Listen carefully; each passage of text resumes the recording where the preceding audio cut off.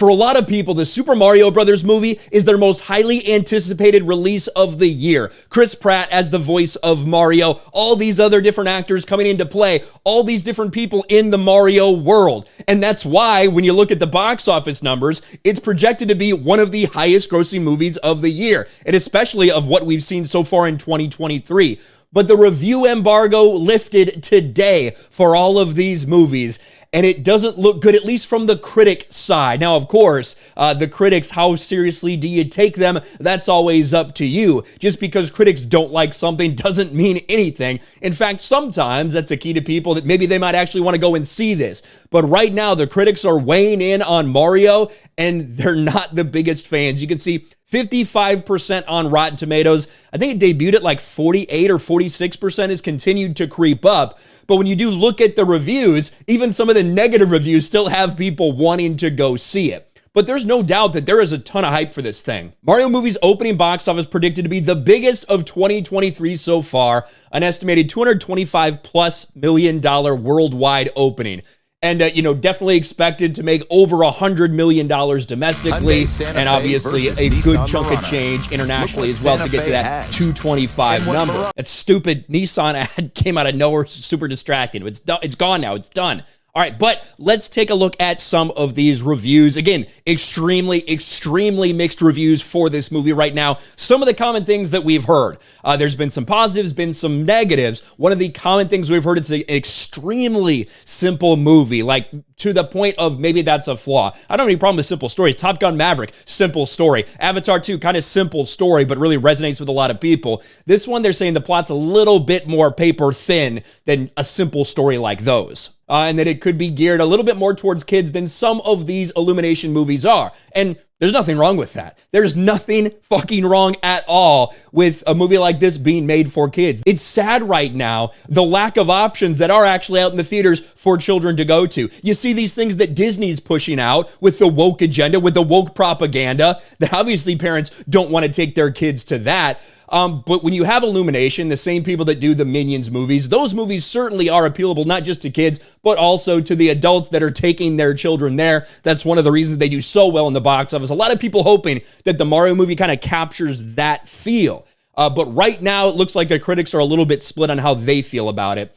None of this is likely to be enough for anyone to exclaim, "Oh yeah," while hopping up and down, but it's an hour and a half worth of superlative marketing that'll whet your appetite for more Mario back home on the couch. Here's a negative review. The Easter eggs were clearly made in place with love, but the movie's just a collection of Easter eggs and references in search of a story.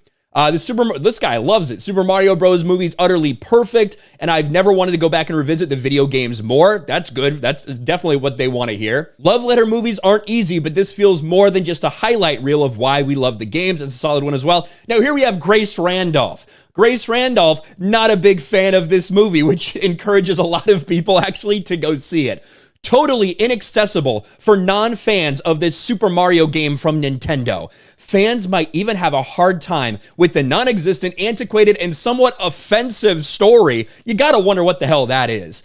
There's a lot of things we're hearing about this movie, about it being a little bit simple, about really no character development. Those are the criticisms I've heard. An offensive story? That's the first I've heard of that.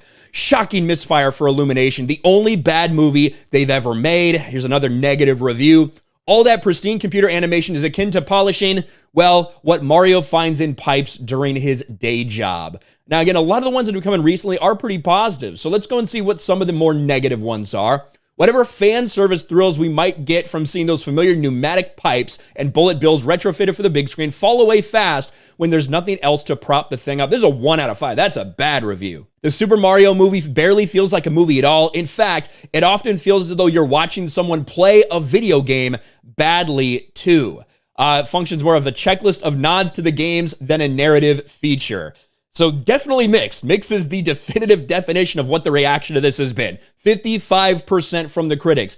Now, I'll remind you, I think a lot of the similar things we're hearing about this movie, you could compare to the Sonic movie. That's just a little bit of about 10%, 9% higher in that Rotten Tomatoes critic score. A lot of them say the same thing. Oh, a little bit simple, blah, blah, blah, too much nostalgia, stuff like that. And obviously, audiences loved it. The fans loved that movie, and people came out in droves to support it. The question will be, Are the critics right? Are they wrong? Who's right and who's wrong when it comes to this?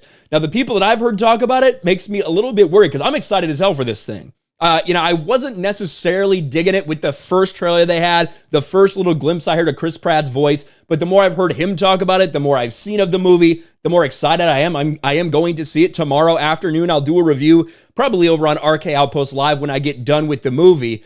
And hey, listen, just because the critics think something doesn't mean it's reality. People have come to accept that. But what the critics are saying in their criticisms are starting to get people wondering what exactly this movie is like. What do you guys think? Let me know in the comments section below. Are you surprised the critics are very mad on this movie right now? Or was that what you predicted the entire time? Let me know in the comments below. Smash a like button, subscribe to the channel, ring the bell for notifications, share this video out there, and I'll talk to you later.